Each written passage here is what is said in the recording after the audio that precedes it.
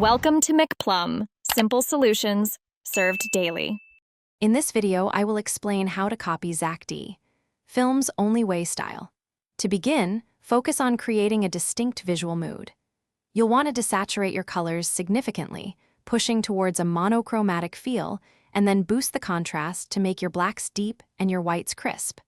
This immediately gives your footage a dramatic, graphic novel aesthetic, which is a hallmark of his work. Next, consider your camera movement. Zack D often uses dynamic, yet controlled, camera work. Try employing a handheld rig or a Steadicam to achieve smooth, flowing shots that draw the viewer into the action. Don't shy away from wide-angle lenses. They can create a sense of grandeur and scale, making your subjects feel more epic within their environment. When it comes to editing, the rhythm is key.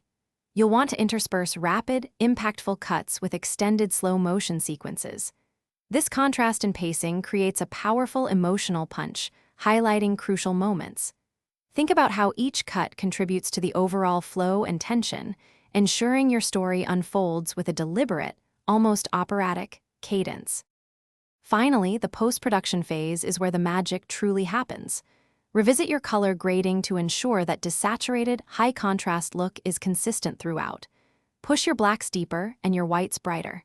Consider adding a subtle film grain overlay. This can give your digital footage a more organic, filmic texture, completing the signature Zack D aesthetic.